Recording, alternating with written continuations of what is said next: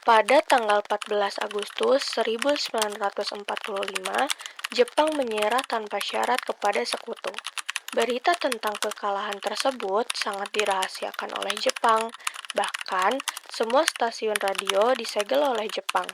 Tetapi, tokoh golongan muda yakni Sultan Syahrir, Wikana, Darwis, dan Chairul Saleh mendengar kabar ini melalui radio BBC.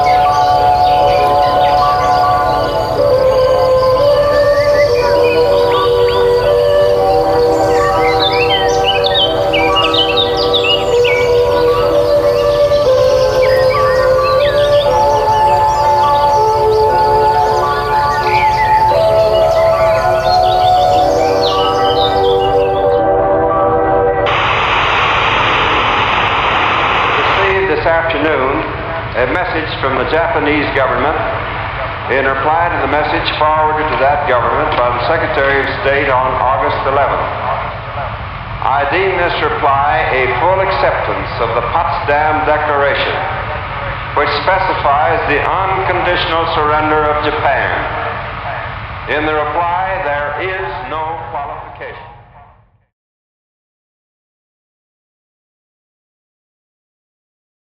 Halo saya mendengar dari radio BBC London bahwa Jepang malah belas musuhnya. Maka akan terjadi kekosongan kekuasaan. Kalau begitu, kita harus mendesak golongan tertua Rangaung Sano untuk segera memproklamirkan kemerdekaan. Benar itu, Jepang sudah tak ada lagi wewenang di negeri kita. Kita harus memanfaatkan momen ini. Betul sekali, kawan. Tetapi jangan sampai proklamasi kemerdekaan diproklamirkan oleh PPKI. Kenapa aku berpendapat demikian semua? Karena PPKI adalah badan bentukan Jepang, maka tidak ada campur tangan Jepang untuk proklamasi kemerdekaan. Maka dari itu, mari kita sepakat menolak segala bentuk hadiah kemerdekaan dari Jepang, karena kita akan menyusul kemerdekaan sendiri. Bung Syahrir benar. Kemerdekaan itu adalah hak dan persoalan rakyat yang harus segera diproklamasikan. Mari kita semua meminta kepada Insinyur Soekarno dan Bung Hatta untuk memutuskan segala hubungan dengan Jepang. Tepat sekali, kalau begitu, Bu Wikana dan Chairul harus segera pergi ke kediaman Soekarno untuk menyampaikan kabar saya ini. Saya dan anggota lainnya akan memerintahkan anggota pemuda untuk merebut kekuasaan dari Jepang. Tanggal 14 Agustus 1945, Syahrir, Wikana dan Darwis tiba di kediaman Soekarno di Jalan Pegangsaan Timur nomor 56 Jakarta, sekitar pukul 21 waktu Indonesia Barat. Keduanya menyampaikan hasil-hasil keputusan rapat. Pada pertemuan ini, datang beberapa tokoh nasionalis seperti Muhammad Hatta, Iwakusuma Sumantri, Samsi, Buntaran, Sudiro, dan Ahmad Subarjo.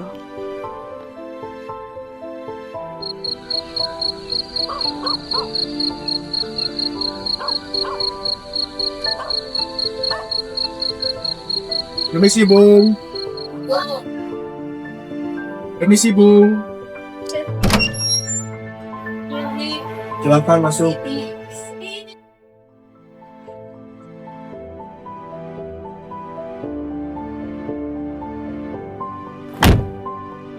Ada maksud apa saudara-saudara datang kemari? Saya mendengar berita bahwa Jepang menyerah kepada sekutunya dari radio BBC London di Bandung.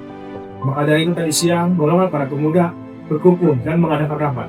Yang hasilnya, golongan para pemuda setuju dengan Bung Karno dan Bung Hatta segera menyusun kemerdekaan Indonesia. Kita tidak bisa begitu saja memproklamasikan kemerdekaan. Kita harus membicarakan ini dalam rangka PPKI. Kita tidak mungkin membicarakan dalam rangka PPKI, karena PPKI dibentuk oleh Jepang. Kemerdekaan Indonesia asal usaha dari rakyat Indonesia, bukan pemberian dari bangsa lain. Bukan begitu. Kita harus seharusnya membicarakannya dalam rangka PPKI. Karena PPKI adalah badan yang bertugas untuk mempersiapkan kemerdekaan. Apakah kita harus menunggu dari Jepang untuk memerdekakan bangsa ini? Kita bisa, Bu. Kita harus bangkit. untuk memproklamirkan kemerdekaan sendiri. Apakah kita harus menunggu janji manis itu? Jepang sendiri telah kalah dalam perang kecilnya. Kekuatan Indonesia ini takkan mampu mengalahkan amarah para milik Jepang. Coba kau perlihatkan padaku, mana bukti kekuatan yang kau perhitungkan itu? Apa yang akan kau lakukan untuk menyelamatkan wanita dan anak-anak jika terjadi pertumpahan darah? Bagaimana kita akan mempertahankan kemerdekaan Indonesia? Coba bayangkan, kita berdiri di atas kekuatan kita sendiri. Tapi semakin cepat kita memproklamasikan kemerdekaan Indonesia, akan semakin cepat juga kita mengakhiri penderitaan rakyat yang sudah ditanggung selama ini. Inilah yang bangsa kita tunggu-tunggu, Bung. Baiklah, tapi mainkan kami untuk berunding tetap. Tidak, kalau begitu, kami pamit undur diri. Akhirnya, karena masing-masing mempertahankan pendapatnya, keempat orang golongan muda tersebut berpamitan kepada Bung Karno. Syahrir, Wikana, Darwis, dan Saleh berpamitan dan bergegas meninggalkan kediaman Bung Karno dengan wajah kesal. Kemudian, para anggota golongan tua yang berada di kediaman Soekarno langsung membicarakan permasalahan tersebut.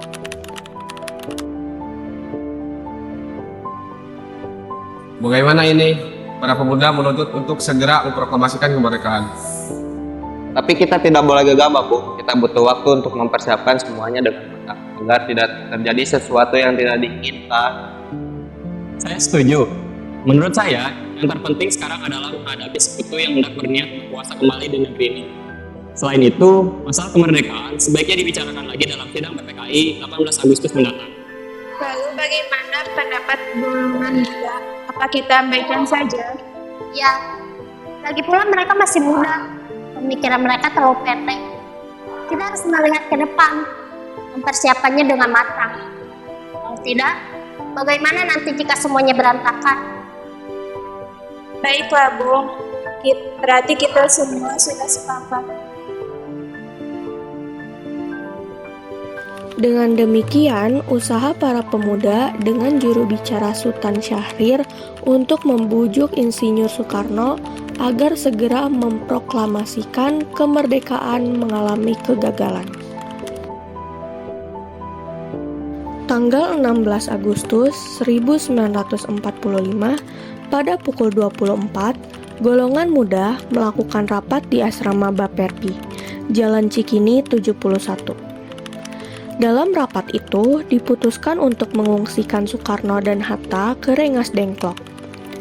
Tujuannya adalah agar Insinyur Soekarno dan Dr. Randus Muhammad Hatta tidak terpengaruh oleh Jepang. Pada pukul 4, tanggal 16 Agustus 1945, Insinyur Soekarno dan Muhammad Hatta dibawa oleh sekelompok pemuda menuju Rengas Dengklok. Rombongan ini berangkat dari kediaman Soekarno yang dikawal oleh pasukan Peta di bawah pimpinan Sudanco Singgi.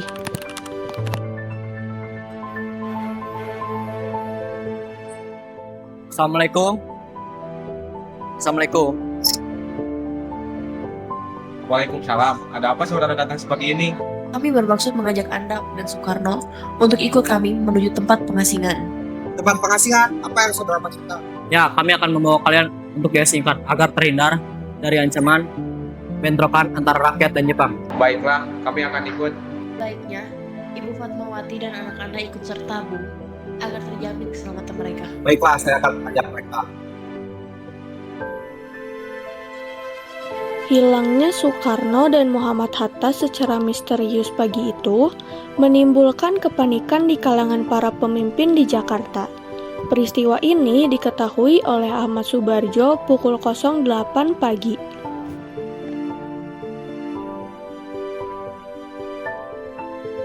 Apakah kamu tahu keberadaan Bung Karno dan Bung Hatta? Maaf, saya tidak tahu, Bung. Katakanlah kepadaku di mana mereka berada, dan aku akan menjamin mereka ketika mereka kembali ke Jakarta. Dan aku juga akan menjamin proklamasi akan dikumandangkan pada tanggal 17 Agustus 1945. Selamat lambatnya pukul 12 siang. Baiklah, kami akan menunjukkan tempatnya di Rengas Dengklok. Setelah mendapat beberapa kesepakatan, diutuslah Yusuf Kunto untuk mengantar Ahmad Subarjo dan Sudiro ke Rengas Dengklok. Setelah sampai di sana, Mr. Ahmad Subarjo akhirnya menjemput Insinyur Soekarno dan kawan-kawan.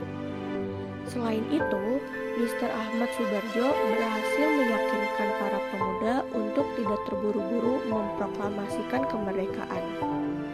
Sekitar pukul 23, rombongan Insinyur Soekarno sampai di Jakarta untuk sesaat pulang ke tempat masing-masing.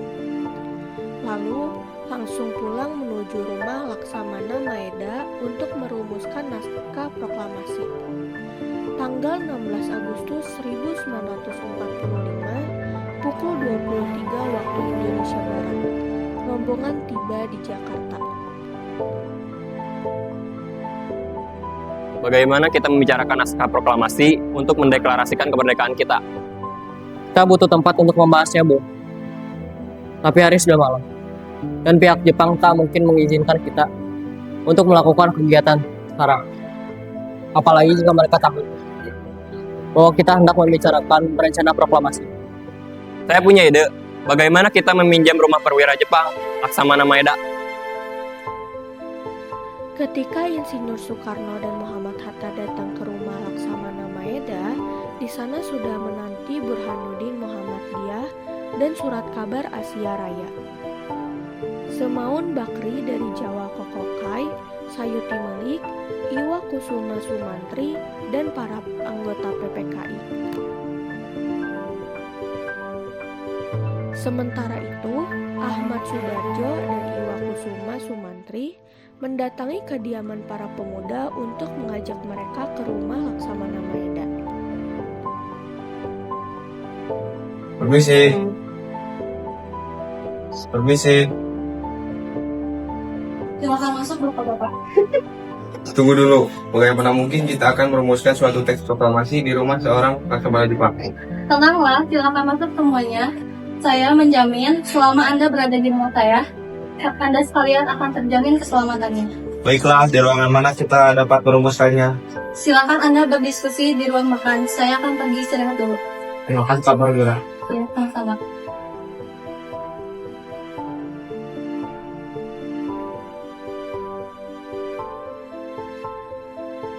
Kita mulai sekarang saja. Bagaimana usulan kalian tentang naskah teks proklamasi yang akan kita bahas? Untuk mempersingkat waktu, saya sudah memiliki konsep teks proklamasi. Oh, kalau begitu, bersediakah Anda membacakannya? Baiklah, dengan senang hati.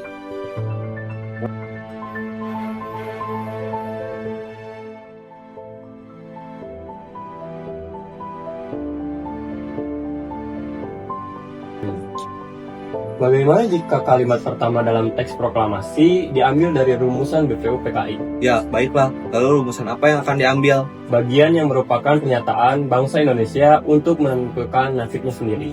Baiklah, ide yang bagus. Ada usulan lain? Bagaimana jika kalimat kedua diubah menjadi pengalihan kekuasaan? Ya, itu lebih baik dan saya juga setuju. Lalu atas nama siapa proklamasi ini? Karena ini semua berkat jasa-jasa Indonesia, berarti atas nama bangsa Indonesia. Ide yang bagus, Bu. Bagaimana menurut kalian? Ya, kami setuju. Lalu, siapa yang akan menandatangani teks proklamasi ini? Bagaimana jika dibuat seperti Declaration of Independence Amerika? Bagaimana maksudnya? Maksud saya, teks ini ditandatangani oleh orang-orang yang hadir malam ini. Saya tidak setuju jika teks tersebut ditandatangani oleh anggota PPKI. Kenapa Anda tidak setuju? Menurut saya, PPKI dibentuk oleh Jepang dan anggotanya diangkat oleh Jepang. Kemerdekaan ini kita dapatkan atas usaha bangsa kita sendiri. Ya, saya sependapat dengan Anda. Lalu, siapa yang akan menandatangani teks tersebut? Bagaimana jika teks proklamasi ditandatangani oleh Bung Karno dan Bung Hatta sebagai wakil bangsa Indonesia? Ya, saya setuju dengan Soekarno. Baiklah, saya bersedia. Lalu bagaimana dengan Bung Hatta? Ya, dengan saya. Baiklah, jika Bung Hatta setuju. Naskah tersebut diserahkan kepada Sayuti Melik untuk diketik, dan penandatanganan akan dilakukan setelah naskah selesai diketik.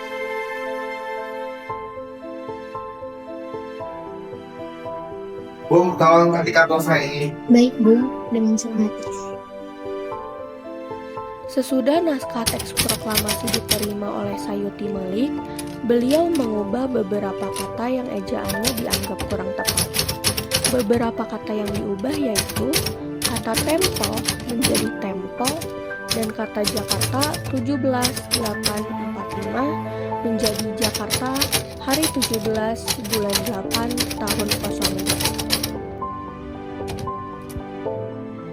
Setelah selesai diketik, hari itu juga tepatnya hari Jumat tanggal 17 Agustus 1945, pembacaan proklamasi kemerdekaan Indonesia akan dilaksanakan di lapangan Ikada. Namun, karena alasan keamanan, maka dipindah di kediaman Insinyur Soekarno, Jalan Pegangsaan Timur nomor 56, pukul 10. Para undangan dan warga Jakarta pun berbondong-bondong menuju kediaman Bung Karno tersebut. Pada saat yang sama, Soekarno dan Ibu Fatmawati sampai di kediaman mereka dan berbincang sejenak. Alhamdulillah, akhirnya semua berjalan dengan lancar. Terima kasih Bu telah menemani saya di saat-saat yang menguras pikiran ini. Iya, terima kasih Gusti Allah yang telah memberikan jalan pada bangsa kita untuk memproklamasikan kemerdekaan. Oh iya, apakah kalian sudah merencanakan besok bagaimana besok proklamasi akan berlangsung? Sudah, besok kita akan melaksanakan upacara bendera yang diiringi oleh lagu Indonesia Raya karya Bung Supratman. Bukankah kita belum punya bendera, Pak? Lantas bagaimana? Oh iya, Bapak sampai lupa Bu, bagaimana jika Ibu saja yang menjahitkan benderanya? Tapi kain yang ada hanya... Bentar ya, Pak.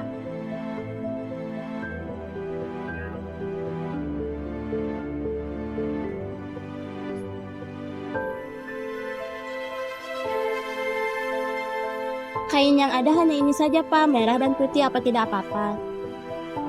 Tentu saja, buatlah bendera yang sederhana. Yang penting kita sudah berusaha menyediakannya. Oh ya, Pak. Ibu punya ide bagaimana kita namakan bendera ini Sangsaka? Ide yang bagus ya, bendera pusaka Sangsaka dan warnanya merah putih menjadi Sangsaka merah putih. Brilian. Ya udah, Bapak bersiap sana untuk menyusun pidato yang akan Bapak bacakan.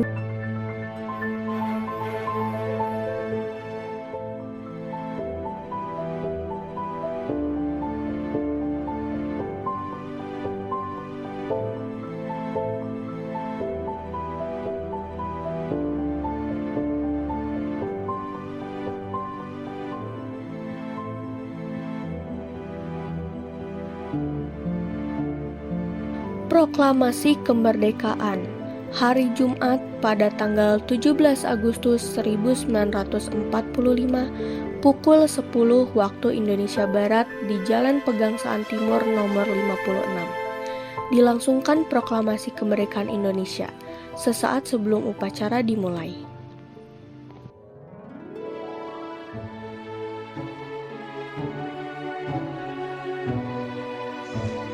Trimurti, tolong Anda kibarkan bendera merah putih ini sebagai tanda awal kejayaan bangsa ini. Siap, Bung. Saya akan menyuruh anak didik saya untuk mengibarkannya.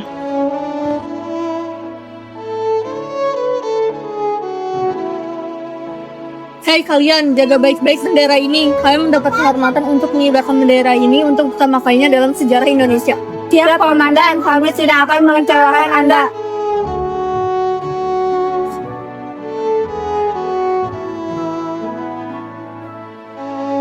Suasana menjadi sangat hening. Soekarno dan Hatta dipersilahkan maju beberapa langkah dari tempatnya semula. Soekarno mendekati mikrofon dengan suaranya yang lantang dan mantap. Soekarno pun membacakan pidato pendahuluan sebelum beliau membacakan teks proklamasi. Proklamasi. Kami, bangsa Indonesia, dengan ini menyatakan kemerdekaan Indonesia. Bendera merah putih. Hal-hal yang mengenai pemindahan kekuasaan dan lain-lain diselenggarakan dengan cara saksama dan dalam tempo yang sesingkat-singkatnya. Jakarta, 17 Agustus 1945 atas nama bangsa Indonesia, Soekarno, Hatta.